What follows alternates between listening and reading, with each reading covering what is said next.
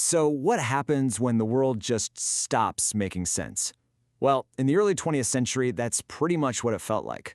And because of that, poetry had to completely reinvent itself, tear everything down, and start from scratch. Today on The Explainer, we're going to dig into how, and more importantly, why that all happened. You know this famous line from W.B. Yeats? It's not just some fancy poetry, it's a diagnosis. It perfectly captures that feeling of an entire generation just staring into the void as the world they knew literally crumbled around them.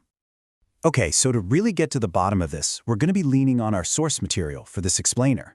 It's a fantastic text from the Department of English at Odisha State Open University, and it really lays out the whole story of how this incredible artistic revolution was born, right out of all that chaos. Right, so to get the art, you first have to get the world it came from.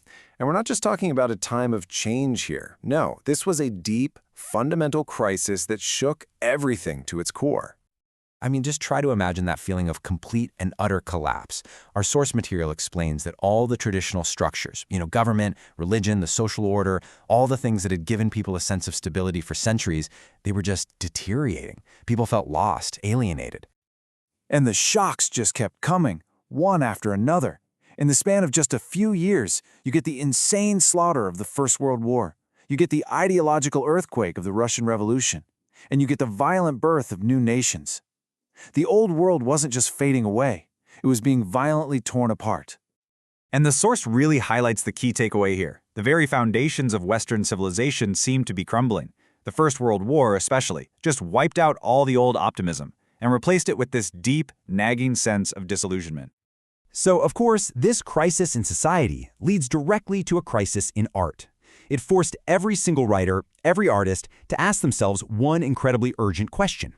If your world is broken, how can your old tools possibly describe it?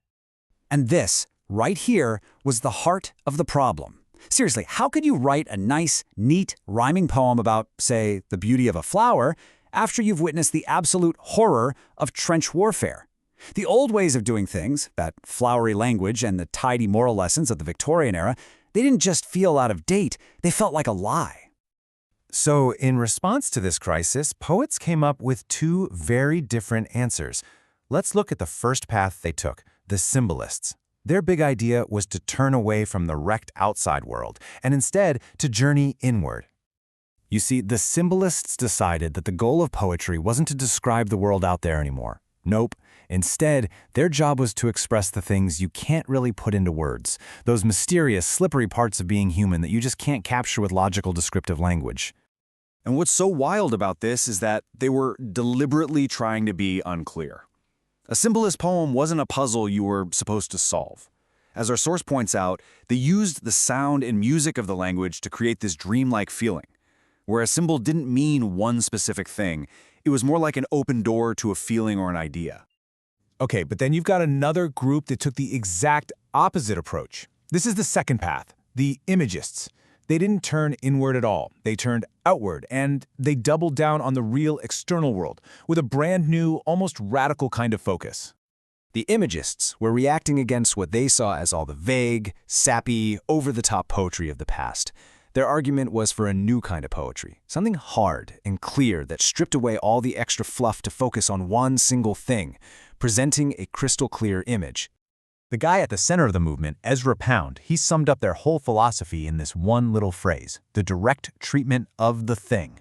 And that was totally revolutionary. No more flowery descriptions, no more abstract morals, just the thing itself right there on the page, presented with absolute precision. So you've got these two totally competing visions for where poetry should go.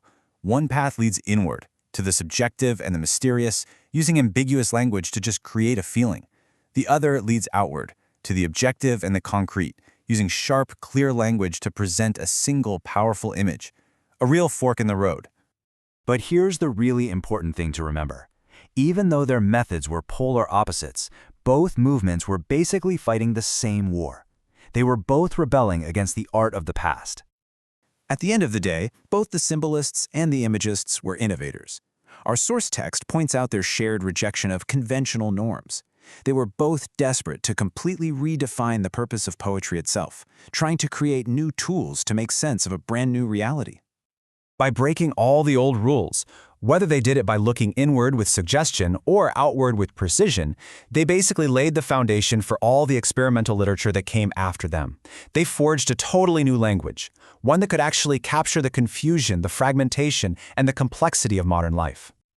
The story of modernism really shows us that when the world changes, art has to change with it. It was true then, and it's true now. Which kind of leaves us with one last question to chew on.